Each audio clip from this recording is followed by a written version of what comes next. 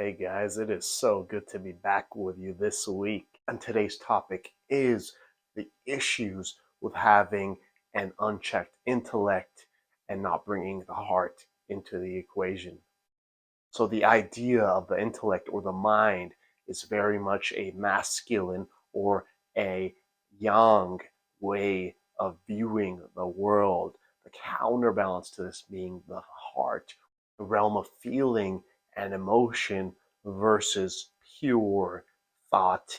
And hence, it is in the marriage of the two that we are the most effective human being. Now, one of the main issues with this unchecked intellect is the mind, or the brain rather, itself is an instrument to divide, as in to categorize and create separation between myself and, let's say, the object right next to me, such as this remote.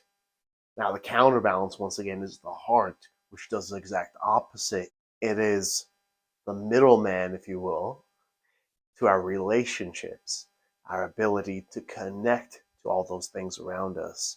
And hence, once again, we're looking at a balance to live an optimal life.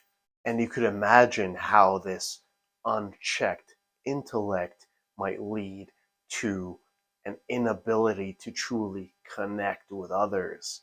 And you might notice this in some people, maybe engineers or people who spend a lot of time separated from their body because they have to sit in rigid postures and use their mind for 8 hours plus a day, which frankly is becoming a large portion of the world.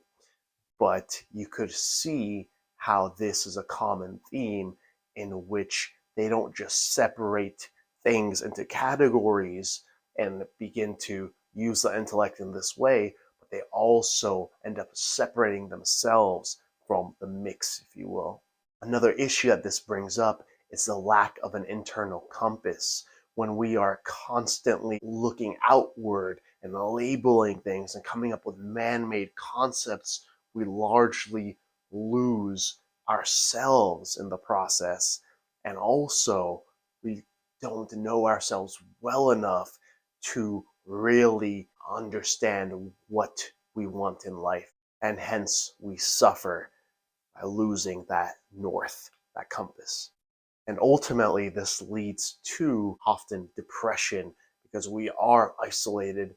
And as human beings, that's something that does not serve us. We're social creatures, and deep connection is what we ultimately crave, whether we realize it or not. Hence, that balance is key. And we can do this through a myriad of ways, but I will address 3 different ways where we could do this right now. Method number 1, deep breathing. I'm going to give you a way made very popular by Andrew Weil, a way of breathing that will help you in less than a minute. This is the 4-7-8 breathing method, and let's do it together. Inhaling to a count of 4. Inhale. Hold.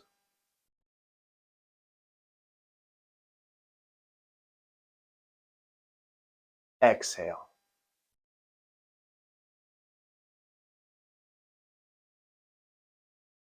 Inhale. 1, 2, 3, 4. Hold. 1, 2, 3, 4, 5, 6, 7. Exhale for 8. 2, 3, 4, 5, 6, 7, 8. One more time.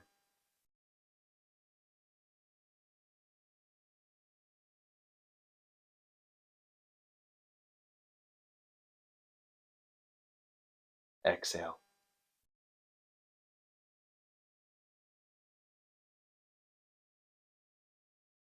Inhale. Hold.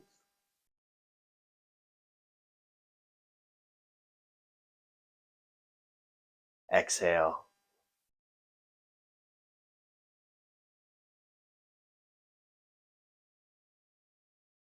Excellent. So now check in with yourself and notice. Do you feel maybe clearer? Do you feel more in your body?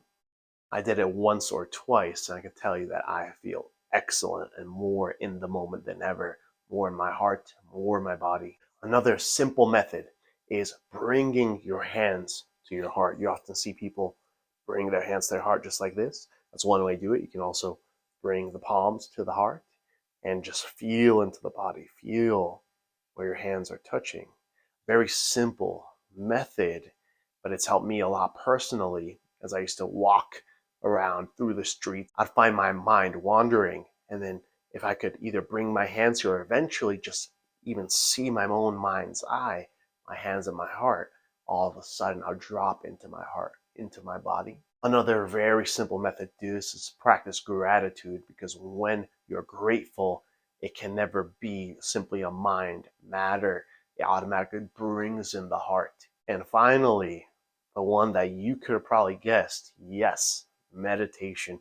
I'm going to give you a very simple method here to really get you out of your mind. And that's to go through a body scan meditation. Very simple, very straightforward. You can do this sitting down or lying down, preferable here. All you do is either start from your toes or from the top of your head and take a moment to register each body part. For example, you can do in larger pieces such as my left foot, my left calf, my left thigh, my left glute, and you can relax each piece as you pass. You can also break it down a little bit further to take a little bit more time. Each toe, then the ankle, for example, then the top of the foot, etc. Whichever way works best for you, just scan the whole body. And by the time you are done, you'll find that you are more in your body, and actually you have just let go of a lot of the kind of mental stuff.